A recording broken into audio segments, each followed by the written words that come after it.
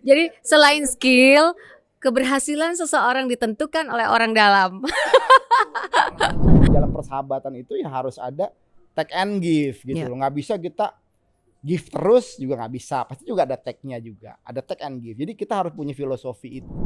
Jangan berhipmi ini maunya instan. Kadang-kadang di hipmi itu baru masuk beberapa waktu mau jadi ketua, mau jadi itu enggak, nikmati aja proses ini karena di hipmi itu bukan jabatannya yang kita mau raih. Yang pasti kalau kita belajar dari Nadiem Makarim tadi menyambung itu adalah poinnya dia tuh mampu untuk mencium aroma cuan yang ya dibutuhkan oleh orang Indonesia.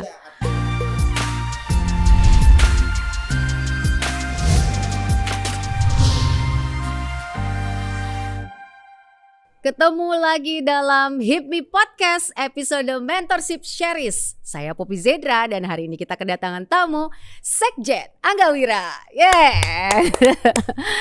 Apa kabar Bang Sekjenku yang sangat kami banggakan? Baik, alhamdulillah, semangat terus. Semangat terus ya. Semangat terus. Salam pengusaha pejuang. Pejuang pengusaha. Pejuang pengusaha HIPMI.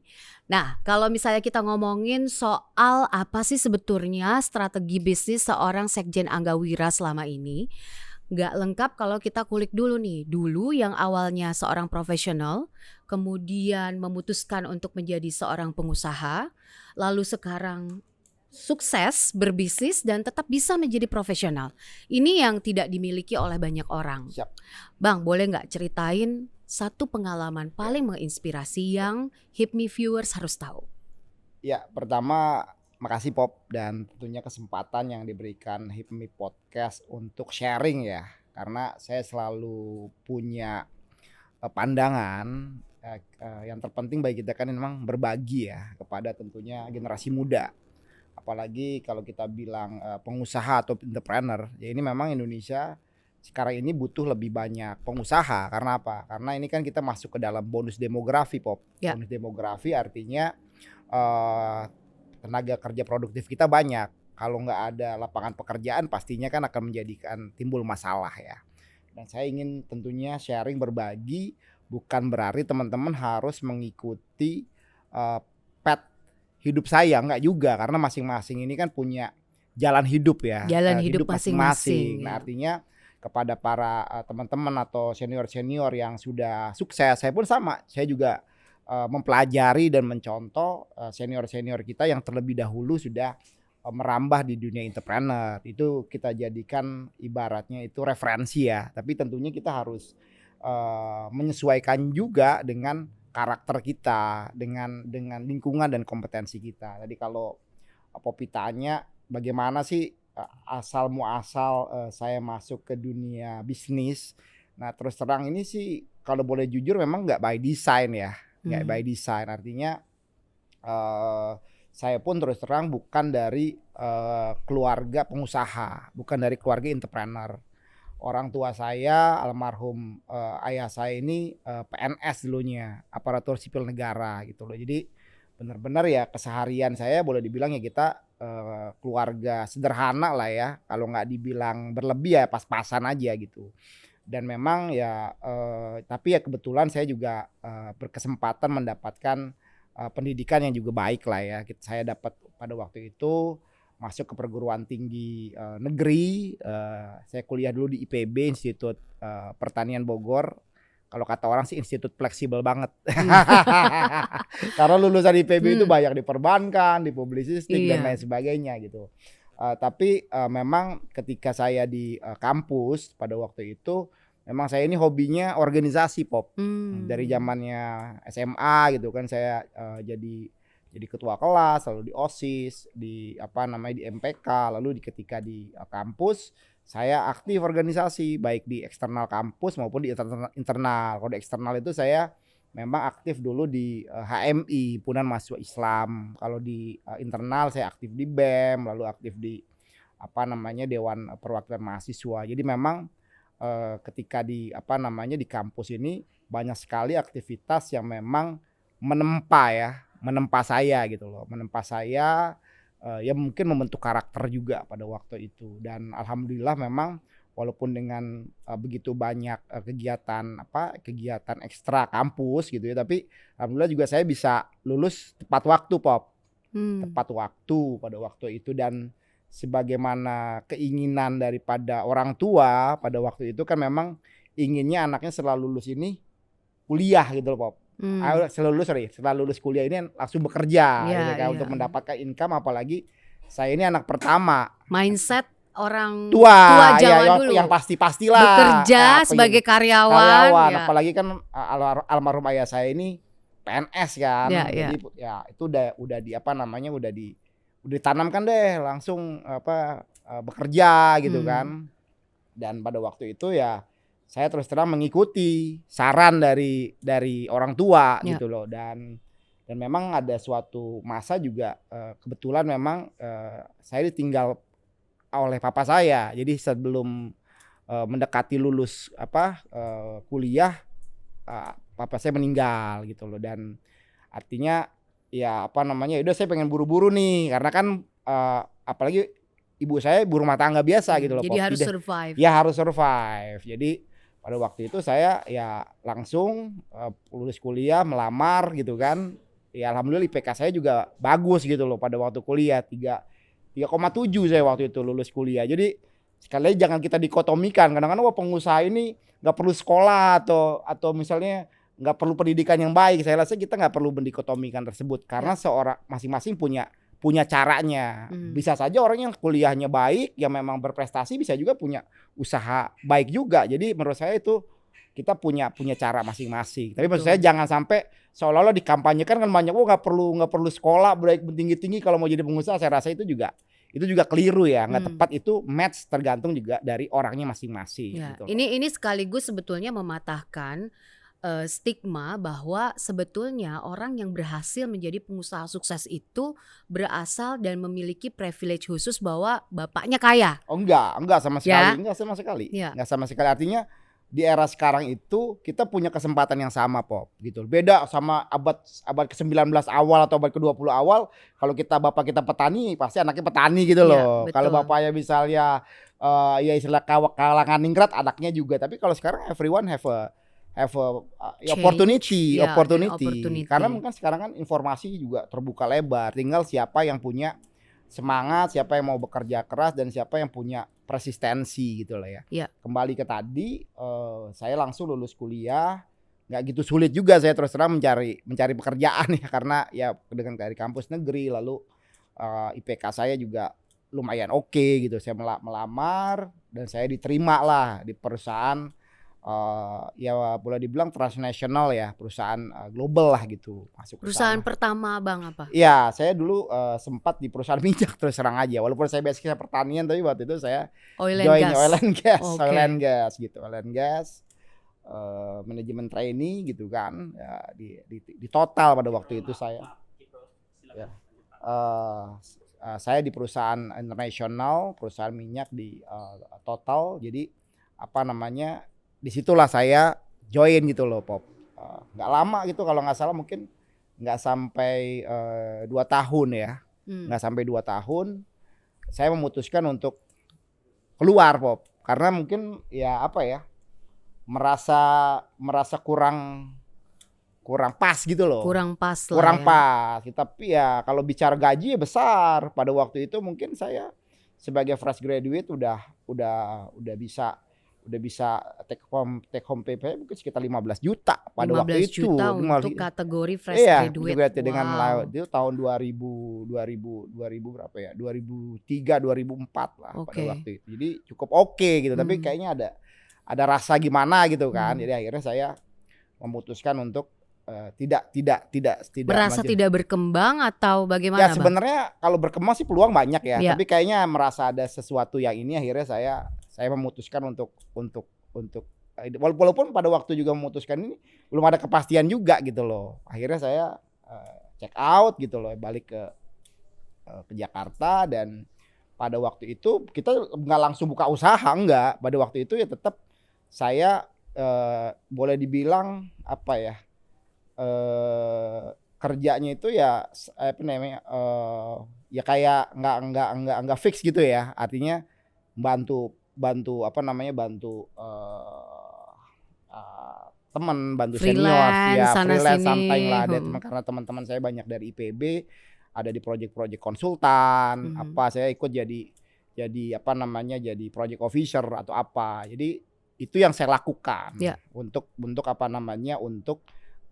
ya boleh bilang bertahan hidup lah. Nah, sambil berusaha mencari berbagai macam kesempatan yang ada gitu. Iya. Nah, ini mungkin salah satunya yang tadi saya bilang bahwa memang betul-betul bahwa anak muda zaman sekarang itu bisa mematahkan privilege orang yang berhasil menjadi pengusaha kaya berasal dari keluarga yang kaya raya juga.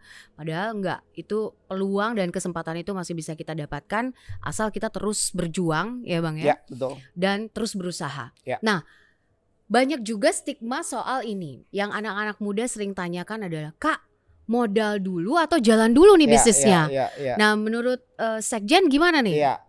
Ya, pertama modal ini kan banyak hal ya. Modal itu kan bukan selalu diidentikan dengan capital, dengan uang gitu. Modal pertama kita menurut saya knowledge yang kita miliki, ilmu pengetahuan kita miliki, knowledge. Lalu yang kedua itu adalah networking ya, networking yang kita miliki, jejaring. Yang ketiga yang itu sangat penting itu juga adalah trust dari orang. Nah, ini sebagai anak muda menurut saya kita harus mengoptimalkan tiga hal ini gitu loh. Ya, knowledge kita juga berjejaring, bernetworking gitu kan. Yang ketiga ya karakter kita, trust, artinya kita juga harus bisa dipercaya gitu kan. Kalau dalam agama Islam kan ada 4 hal ya, tablik, sidik, amanah, fatonah gitu kan, diajarkan. Artinya kalau mau sukses ya itu referensinya 4 karakter ini lo harus bisa kita ikutin gitu loh. Jadi menurut saya 3 hal itu yang menurut saya sangat penting ya. Kalau modal misal dibilang modal finansial, saya juga terus terang baru pakai uang perbankan gitu ya untuk membiayai bisnis saya itu mungkin sudah tahun ke-7 atau tahun ke-8 ketika meran bisnis. Sebelumnya ya kita dari kepercayaan, kalau ada istilah teman saya itu dari IMF. Apa tuh Bang, IMF? Istri, mertua, dan family. Oke. Jadi dari lingkungan sekitar kita. Lingkungan terdekat. Ya gimana kita mau expand keluar kalau di lingkungan sekitar kita nggak bisa mendapatkan trust kan. Nggak bisa dapat percayaan. Jadi menurut saya untuk anak-anak muda jangan berpikir, wah kita mau usaha nih, modal dulu kita cari. Enggak lah, itu ketiga elemen yang tadi saya bilang dioptimalkan dulu gitu loh. Ketika itu dioptimalkan, saya yakin kita bisa mengembangkan potensi yang kita miliki. Gitu. 3 itu tadi ya. Yang pertama adalah knowledge, kemudian networking, dan trust. Nah, ini yang harus dimiliki oleh anak-anak muda karena generasi muda ini itu seringkali dapat masalah sedikit gitu ya, langsung down, semangatnya langsung down gitu. Nah, Bang, kalau kita bicara soal bisnis nowadays. Semua orang tahu bahwa digital disruption sudah mulai memang sudah ada dari tahun 2018 itu sudah mulai mengemuka. Yang paling resilient kalau kita mau memulai bisnis, khususnya anak-anak yang menjadi future dari customer bisnis di Indonesia, itu apa? Ya, pertama tadi saya melanjutkan yang tadi saya sampaikan. Jadi memang practice makes perfect ya, Pop ya. Artinya memang nggak mungkin kita bisnis ini langsung berhasil, langsung enggak. Kita pasti ada fase jatuh bangun, ada transformasi perubahan bisnis yang ada. Saya juga boleh dibilang mengawali bisnis di bidang apa dan sampai sekarang saya di bidang apa sangat jauh gitu loh. Jadi memang ya sedini mungkin memang harus dilatih, harus ada praktis gitu loh. Alhamdulillah saya berkesempatan ya ketika di IPB pada waktu itu di kampus banyak sekali sebenarnya program-program dari government, dari pemerintah dan juga kampus yang memang itu mengembangkan potensi kita untuk mengembangkan jiwa kewirausahaan atau entrepreneurship yang kita miliki gitu. Dan sekarang dibanding 20 tahun yang lalu saya di IPB itu sebenarnya sudah sangat banyak sekali lagi, lebih bertebaran lagi program itu. Hanya tinggal kita mau nggak melakukan atau belajar gitu lah, mencoba dan langsung praktis. Jadi waktu itu praktis saya ketika saya di IPB dulu itu bisnis pertama sekali saya itu adalah jualan hewan kurban, Pop. Oh iya. Iya, jualan hewan kurban, tapi dengan strategi yang khusus juga. Jadi kalau dulu itu orang beli hewan kurban itu saya jual ke senior di kampus ya. Pada waktu itu mungkin harus cash, jadi kredit.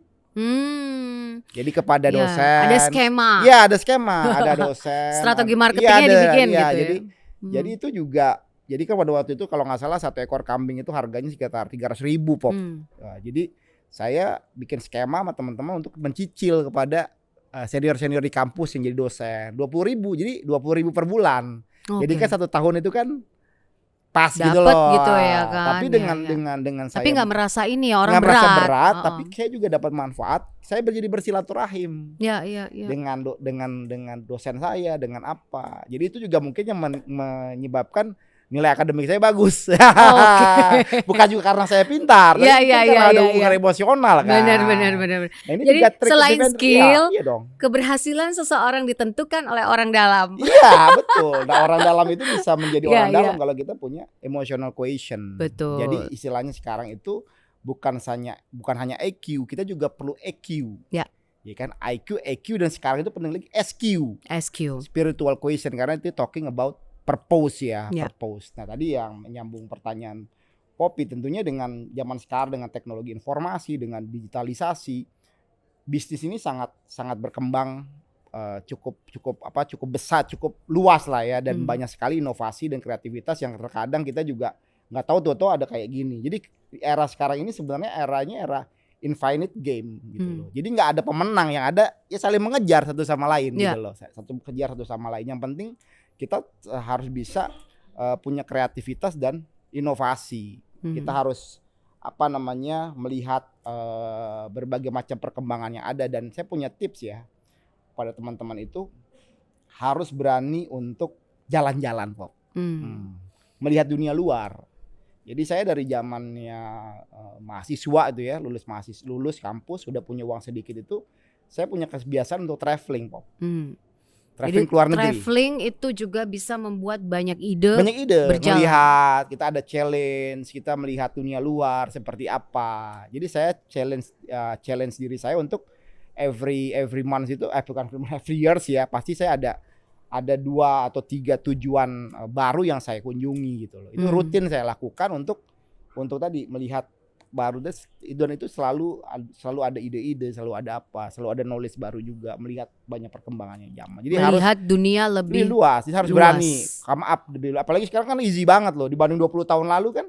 Perjalanan keluar kita bisa pesan Airbnb, bisa cari yang diskon, bisa cari udah sangat mudah. Jadi bisa pakai backpacker. Jadi kalau dulu mungkin saya sih nggak pernah pakai ini ya, traveler gitu ya. Jadi kita memang solo traveler lah ya gitu. Jadi tapi sekarang lebih mudah gitu loh. Kalau memang kita ke daerah-daerah yang misalnya juga kurang bisa berbahasa Inggris, kita bisa pakai Google Translate gitu loh. Ada translator juga jadi di situ, so many di apps. things yang bisa kita lakukan gitu loh. Betul. Jadi ya saya lihat dengan perkembangan teknologi yang ada, sebenarnya semua orang makin punya kesempatan yang sama, tinggal bagaimana mereka mampu mengoptimalkan. Kalau sekarang kan terlihat banyak inovasi kan, beberapa waktu lalu saya lihat juga di pemberitaan itu dari Madura kalau nggak salah ya, bikin prototipe pesawat. Nah dia juga otodidak aja, nggak ada sekolah formal, tapi belajar melalui YouTube atau apa gitu kan. Kemarin juga malah ada yang negatif kemarin, yang scam phishing itu kan belajar ya. Tapi kan itu kan contoh belajar ya, ada coding juga sekarang bisa, udah lewat gitu. Ada banyak contoh positif negatif kan. Tinggal kedepannya tentunya challengingnya bagaimana anak-anak muda yang ada ini mampu masuk ke dalam suatu ekosistem. Nah ekosistemnya yang baik ini salah satunya HIPMI gitu loh Pop. Alhamdulillah saya tahun 2007 yang lalu mungkin udah 15-16 tahun ya bergabung di HIPMI. Nah terus terang pada waktu saya bergabung di HIPMI Jaya Pop tahun 2007, saya juga usaha. Itu pertama ya Bang? Pertama usaha saya itu, saya umur 25 atau 26 lah ya. Masuk pertama, usaha saya saya belum punya PT pada itu, CV saya punya. CV karena pada waktu itu terus terang juga direkom sama senior, masuk. Dan itu saya rasa salah satu keputusan terbaik dalam hidup saya bisa masuk ke organisasi yang namanya HIPMI ini. Jelas pada waktu itu saya menggabung di HIPMI Jaya, saya terus terang minder Pop, karena saya masih pakai motor.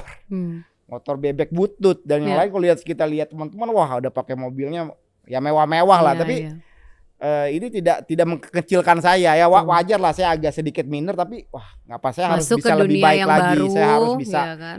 bisa punya achievement, saya harus bisa punya Men-encourage ya, Bang? encourage. Jangan jadikan itu kita malah minder lalu nggak mau ngapa-ngapain. Saya memberanikan diri untuk juga istilahnya bergaul dengan mereka gitu loh. Tapi ya tentunya kita harus menawarkan suatu added value juga kan. Bergaul sama mereka kan kita jangan ikut-ikutan terbawa, nggak boleh juga, kita harus punya karakter dari diri kita. Alhamdulillah setelah saya berhipmi 2007 masuk dan berkembang, alhamdulillah tahun lalu saya maju menjadi ketua umum HIPMI. Iya kan, artinya saya ingin menyampaikan kepada teman-teman ya, pendengar podcast HIPMI dimanapun berada gitu, bahwa kita ini punya kesempatan yang sama gitu loh. Walaupun ya sempat minder juga kalau kita lihat kan mantan-mantan ketua umum HIPMI itu ada Sandiaga Uno, ada Muhammad Lutfi, ada Erwin Aksa, ada Raja Sabto Otohari yang itu boleh dibilang Bahlil Lahadalia. Iya, Bahlil Lahadalia sekarang. Artinya yang sebelum ini kan ada pengusaha-pengusaha generasi kedua, generasi ketiga yang boleh dibilang ya itu pengusaha besar ya gitu loh, konglomerat lah, tapi ya nggak ada masalah gitu kan. Jadi kita juga jangan hidup di bayang-bayang mereka juga, kita punya cara sendiri gitu loh. Nah akhirnya kemarin saya berkompetisi, ada 3 calon, ada Bagas, ada saudara Akbar dan saya, kita berkompetisi karena di HIPMI ini kan memang prinsipnya bertanding untuk bersanding ya, berkolaborasi. Jadi walaupun pada waktu itu saya berkompetisi, akhirnya saya berkolaborasi dengan saudara Akbar dan alhamdulillah ya kita udah berjalan kepengurusan ini hampir 6 bulan. Jadi ya sebagai ketua umum Akbar, saya membantunya sebagai sekjen lah seperti itu. Jadi itu yang ingin saya share ke teman-teman, bahwasanya kita bisa gitu kalau kita punya tadi yang Poppy bilang itu, kita harus resilience, harus pantang menyerah lah gitu loh. Jadi jangan jadikan kegagalan itu harus menjadi penyemangat gitu. Sebenarnya nggak ada gagal dalam hidup ini, kan adanya learning aja, learning proses kan. Karena nggak mungkin kalau kita bayi itu nggak mungkin lahir itu langsung lari kan. Kalau hewan mamalia lain kan langsung lahir langsung dia berjalan. Kalau mama manusia itu kan lahir nggak langsung berjalan, dia merangkak dulu, dia belajar merambat, baru dia berjalan. Jadi proses itu harus kita nikmati gitu loh. Tapi yang paling penting menurut saya, dari setiap proses yang kita jalani itu kita harus nikmatinya dengan penuh kebahagiaan. Jadi kebahagiaan itu gitu bukan kebahagiaan itu bukan tujuan, tapi setiap achievement, setiap langkah, setiap yang kita lalui itu kita harus kita selalu lakukan dengan happiness gitu. Jadi kita nggak merasa lelah, kita happy aja gitu. Happy apapun rintangannya. Happy, dan sekali lagi kebahagiaan kita itu kalau kita bisa punya manfaat gitu loh, ya kan. Kalau dalam agama saya kan khairunas anfa'um linnas, sebaik-baiknya manusia yang mempunyai manfaat ya untuk manusia lainnya. Begitu juga kita berhipmi ini kan berusaha ya memotivasi, membuat suatu ekosistem agar lingkungan kita, adik-adik kita ini makin banyak ya. Kalau kita bisa menciptakan misalnya HIPMI 100.000 pengusaha baru, kan implikasi sangat luas. 100.000 pengusaha, dia punya 10 karyawan aja udah 1 juta kan. Apalagi kalau kita bisa ciptakan lebih banyak lagi. Nah itu dia ya. Jadi memang di HIPMI sendiri kalau Sekjen bilang bahwa ini semakin banyak kita menciptakan pengusaha baru, artinya kita menciptakan banyak manfaat untuk kesejahteraan dan juga multiplier efek ekonomi untuk Indonesia. Pasti ya. Gitu ya. Jadi yang pasti kata kuncinya apa? Tumbuh bersama. Growing together untuk mengawal Indonesia. Indonesia. Karena kan kalau tumbuh sendirian gak enak. Kalau mau kaya kaya sama-sama. Enak sama-sama. Jadi kita harus growing together atau tumbuh bersama itu tadi. Nah, tadi Bang Angga bilang gini, ya jangan pernah patah semangat kalau misalnya prosesnya tidak selalu menggembirakan gitu ya. Ini yang banyak juga orang bilang, aduh kalau jadi pengusaha gue takut rugi nih, gimana dong gitu. Mengantisipasi bisnis ketika saat bisnis gue rugi gitu, gimana Bang? Iya, jadi kalau namanya jadi pengusaha itu jangan dilihat enaknya aja. Karena jadi pengusaha itu yang paling belakangan menikmati keuntungan. Bener gak? kita hire kayak karyawan gajian dulu gitu kan. Ini Ya, baru kita kan baru untungnya di baru nanti CEO belakangan. dapat gaji. Iya iya baru kita dapat SHU Iya, kan, iya, iya. dapat keuntungan gitu kan. Jadi menurut saya ya kita harus siap-siap bahwasannya menjadi pengusaha itu jangan bicara bahwa kita ini mau untung-untung gitu loh. Karena sebenarnya gini loh, apa sih value dari entrepreneur gitu kan? Value dari entrepreneur ini itu kan memberikan nilai tambah, Ya. memberikan manfaat, memberikan solusi gitu loh. Jadi value entrepreneur itu bukan value entrepreneur itu mau kaya, bukan. Ini kadang-kadang orang keliru ideologinya gitu loh. Ideologi seorang entrepreneur itu adalah memberikan nilai tambah, memberikan manfaat, Added memberikan value. solusi. Nah, ketika nilai tambah, ketika solusi itu dirasakan banyak orang, nah itu pasti kita akan mendapatkan yang namanya keuntungan. Nah, itu gitu ya. loh. Jadi bagaimana cara kita tadi apa namanya agar ketika ada kegagalan atau bukan kegagalan mungkin belum sempurna, belum sesuai dengan KPI yang kita inginkan, kita kembali lagi gitu loh bahwa untuk memberikan manfaat kan juga perlu staging kan. Ya. Penyempurnaan, perlu continuous improvement. Dan kalau kita lihat dari berbagai macam ya kisah-kisah sukses ya misalnya Jack Ma, kita lihat Disney gitu kan, banyak itu kan mereka mencobanya bukan hanya puluhan kali, bahkan ratusan sampai ribuan kali sampai dia menghasilkan sebuah produk, sebuah ide yang itu bisa punya impact gitu loh. Jadi ya kita harus melihat kembali gitu ya sejarah ya. Tadi kan kisah-kisah berbagi ini bahwa ya it's nothing easy gitu loh. Tapi sekali lagi bagaimana ini supaya dirasakan mudah ya tadi. Kita dengan menjalani ini dengan penuh kebahagiaan.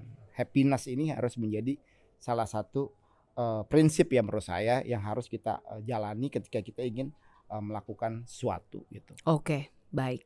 Nah, itu dia tadi ya. Ini panjang sekali tadi tapi peluang itu juga memang harus diciptakan juga ya, Bang? Ya, create opportunity apalagi Create, negara kita kan betul. cukup besar, kita market yang cukup Bener banget. cukup besar. Jadi menurut saya kesempatan ini bagi generasi muda untuk mengoptimalkan, apalagi kalau kita lihat kan kita growth-nya positif. Neraca perdagangan kita udah hampir 36 bulan ya Fop ya, ini kita positif terus. Jadi sebenarnya ini momentum Indonesia untuk bisa naik menjadi negara maju ya kan. Ya tapi tentunya untuk Supaya tidak terjebak dalam middle income trap terus gitu. ya Jadi kan. artinya kan kita harus pertumbuhan kita harus di atas 6% gitu loh ya Betul. secara matematis. Bagaimana menciptakan pertumbuhan di atas 6%?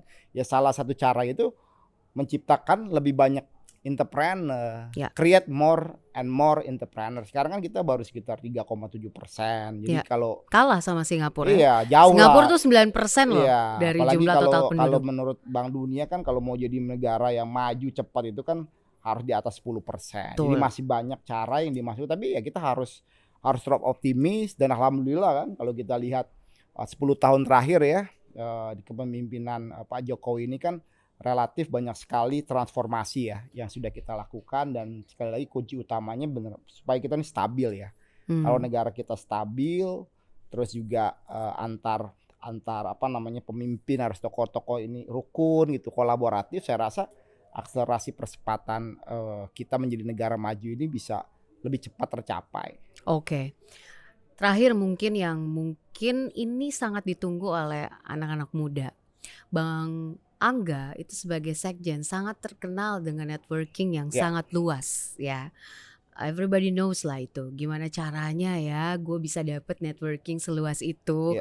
Gimana sih caranya gue bisa menempatkan diri seperti itu. Ini yang sering ditanyakan ya sama anak-anak mahasiswa nih Bang. Mungkin bisa dijawab nih. Bagaimana memperluas networking ini? Ya, pertama ya tentunya masing-masing apa namanya dekade itu atau waktu itu kan beda-beda ya. Masing-masing zaman caranya beda. Mungkin dengan zaman sekarang dengan zaman saya dulu 20 tahun lagi di kampus kan berbeda. Tapi menurut saya kunci utamanya itu menurut saya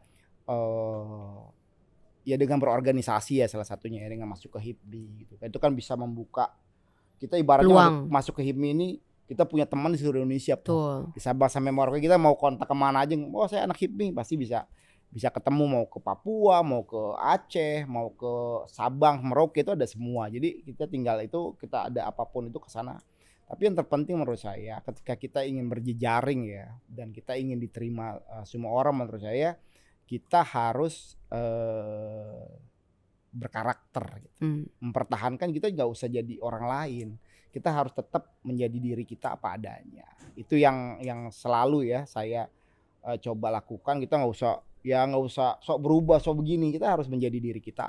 Kita apa ada tuh orang tahu kok kalau kita memang apa. Dan yang kedua menurut saya yang paling penting itu ya kita juga harus memberikan nilai tambah untuk kepada seseorang yang kita ingin gaet ya gitu ya. Kayak bisa saya bersahabat dengan Poppy. Kenapa Poppy juga mau bersahabat saya dan kenapa persahabatan kita misalnya ya berjalan terus yang kita kan udah cukup lama nih ya kan daripada mulai Poppy pada waktu itu profesional ya masih waktu zaman di Berita Satu kan saya sering diundang akhirnya kan berjalan persahabatan itu karena apa karena kita saling mengisi satu sama lain, saling memberikan nilai tambah gitu kan. Ada added value. Ada added value. Jadi jangan menjadi dalam persahabatan itu ya harus ada take and give gitu loh. Nggak bisa kita give terus juga nggak bisa. Pasti juga ada take-nya juga. Ada take and give. Jadi kita harus punya filosofi itu. Jadi kalau kita mau menerima kita harus memberi. Malah dengan memberi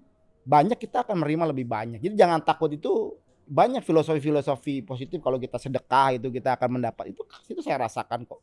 Artinya sedekah itu kan bukan berarti harus dalam bentuk uang gitu kan materi. Nah, sedekah itu dengan kita misalnya dengan memberikan knowledge, kita memberikan istilahnya semangat, networking dengan mengajak orang berkolaborasi itu juga bagian daripada kita memberi. Nah, itu yang mungkin saya rasakan dan alhamdulillah dengan cara seperti itu ya boleh dibilang tadi Poppy bilang ya sahabat saya ini banyak gitu loh dan dari berbagai macam varian lah istilahnya dari mulainya multi dari yang mulai konglomerat sampai ini kita semua saling bersahabat dan sekali lagi ya kita jangan jangan melihat persahabatan itu wah kita mau dekat dengan orang ini enggak ada karena semua orang itu pasti akan memberikan benefit ya menurut saya hanya tinggal kita harus punya karakter yang positif hal-hal yang bisa tadi memberikan nilai tambah kepada orang yang kita aja berkolaborasi kan. Gak mungkin juga Poppy akan dekat dengan saya, baik saya kalau saya juga gak memberikan nilai tambah gitu. Apa artinya nilai tambah ini dalam perspektif yang luas. Gitu. Ini karakter seorang leader karena kadangkala kan kita sering kenalnya leader is not always a boss. Nah, tapi kalau Bang Angga ini menurut saya adalah karakter leader karena Sekjen Anggawira itu selalu memberikan added value, men-encourage orang-orang di sekitarnya sehingga akhirnya bisa memberikan kompetensinya lebih upskilling dan juga nanti nilai tambahnya lebih meningkat lagi dari masa ke masa dengan encouraging atau diskusi-diskusi dengan connectionnya. Bang Angga, satu aja closing statement apa yang mau dibagikan untuk para HIPMI viewers dalam HIPMI Podcast Special Mentorship Series with Anggawira hari ini. Ya simple sih ya, join aja di HIPMI dan rasakan keterlibatan aktif ya. Jadi kalau menurut saya sih apa sih manfaatnya berHIPMI ya dijalankan aja. Karena banyak orang yang nanya kan tapi untuk mendapatkan manfaatnya harus terlibat aktif gitu loh. Masuk dulu ke HIPMI. Terlibat aktif. Jangan misalnya nggak terlibat aktif tiba-tiba mau mendapatkan manfaat. Banyak yang begitu ya? Banyak yang begitu. Wah aku udah berapa tahun nggak dapat apa-apa nih. Karena mungkin nggak terlibat aktif. Nggak tulus juga gitu loh. Nggak kontributif gitu loh. Ya kan saya dari awal loh di HIPMI ini. Istilahnya tuh dari bawa kursi. Ada senior bawain kursi. Ngangkatin tas senior sampai akhirnya sampai puncak gitu loh ya kan dan kita menikmati proses itu dan juga jangan berHIPMI ini mau instan kadang-kadang di HIPMI itu baru masuk beberapa waktu mau jadi ketua mau jadi itu enggak nikmati aja proses ini karena di HIPMI itu bukan jabatannya yang kita mau raih contribute gitu tapi kolaborasinya kebersamaannya jadi di HIPMI itu bukan yang incer jabatan buat apa kan di kita kan bukan mau jadi CEO apa kan. Nah, itu yang paling penting menurut saya kita bersahabat, berkolaboratif dan ini tadi yang seperti Poppy bilang ya kita merangkul kan, men-encourage ini seperti acara hari ini kan bagian daripada improvement organisasi kan. Jadi saya apresiasi dan kita terus mendukung hal-hal seperti ini dan mudah-mudahan ini bagian daripada HIPMI menjawab berbagai macam tantangan yang ada. Teknologi kan dengan seperti ini kan mungkin bisa lebih luas ya. Kalau kita misalnya hanya di classroom, hanya 1-2 ini mungkin yang mendengar kita punya ceramah hanya paling banter 100 orang Ya. gitu kan, 200 orang. Tapi dengan kita berbagi dengan Poppy, dengan begini kan mungkin itu bisa ya ratusan ribu bahkan jutaan orang yang mungkin bisa melihat, dan itu menjadi tadi memicu ya, men-trigger anak-anak muda Indonesia untuk menjadi seorang entrepreneur. Ya. Tadi kalau kita melahirkan satu entrepreneur aja kan automatically bisa membuka lapangan pekerjaan. Karena ini yang dibutuhkan, Pop. Ini yang dibutuhkan saat sekarang ini, anak-anak muda yang mau take risk ya, take risk gitu ya. Dan anak-anak muda yang mau growing terus. Dan ini saya rasa momentumnya Indonesia menuju 2045, dan kita harus optimis gitu. Indonesia bisa menjadi negara maju. Oke. Indonesia butuh 1.679 pengusaha. 1679 sekelas, jangan lupa sekelas Nadiem Makarim. Nah, sekelas Nadiem Makarim loh. Dengan valuasi bisnis. Dengan valuasi berapa bisnis. T? Ya, Nah, itu gitu dia. ya. Jadi ya bukan kan? 1.600 itu kelasnya sekelas Nadiem Makarim. Berarti kalau 1.600 sekelas Nadiem Makarim, ada tier-tier berikutnya jumlahnya itu juga jutaan gitu. Itu dia ya kan. Gitu. Yang pasti kalau kita belajar dari Nadiem Makarim Ya. tadi menyambung itu adalah poinnya dia tuh mampu untuk mencium aroma cuan Iya betul. yang ya dibutuhkan oleh orang Indonesia. Iya, artinya gini, Pop. Artinya kan kalau bicara Nadiem Makarim itu kan bukan suatu yang baru lagi. Betul. Ketika dia bicara Gojek kan, amati, tiru, modifikasi. Bukan real idea. Bukan real, tapi Ya. dia melihat, mengcopy paste, copy paste, tapi diberikan inovasi sesuai dengan kebutuhan masyarakat. Sehingga lebih user friendly. Ya. Contoh kan itu kan ya copy like Uber lah, ya sama. Tapi kan kalau ojek motor kan di Amerika nggak ada. Betul. Ada di Indonesia, dan jumlahnya kan lebih masif. Siapa yang menyangka ternyata Gojek ini bertransformasi dari tadinya perusahaan company Digital yang biasa, memang transportation gitu kan, ternyata itu menjadi perusahaan fintech. Gojek sekarang kan fintech gitu loh. Dia menjadi perusahaannya dan jadi multisektoral. Jadi memang ya tadi ada growth-nya gitu. Ada kamu harus punya visi besar dulu ketika memulai suatu bisnis, visinya apa, dan itu pastinya berkembang ya. Nah, saya juga terus terang memulai bisnis awal itu bidang saya pertanian, Pop. Karena berdasarkan basic kuliah saya pada waktu itu. Tapi sekarang bergeser jauh, udah masuk ke bidang jasa, bidang apa. Tapi sekarang saya udah 5 tahun terakhir fokus di bidang energi ya. Gitu. Energi. Tapi, jadi ya itu di perkembangan bisnis kita sangat banyak tergantung oleh lingkungan faktor, dan tentunya bukan berarti kita harus minder ya. Nah, kita kan banyak cara belajar yang bisa kita lakukan. Betul. Oke deh kalau gitu. Itu dia tadi tips bisnis, bagaimana memulai bisnis, bagaimana menangkap peluang bisnis di Indonesia ini. Mulai dari organisasi. Apa sih fungsinya organisasi itu? Ya, itu akan menjadi sebuah connection link untuk mencari bisnis-bisnis lain ya, dan juga memperluas networking. Bang Angga, terima kasih untuk bincang-bincang hari ini. Terima kasih juga untuk tipsnya dan juga banyak sekali insight yang bisa kita ambil dari diskusi kita hari ini. Saksikan terus Mentorship Series dalam HIPMI Podcast bersama bintang tamu spesial kami selanjutnya. Saya Poppy Zaidra dan juga Bang Angga Wira. Mohon undur diri. Terima kasih. Salam pengusaha pejuang. Pejuang pengusaha.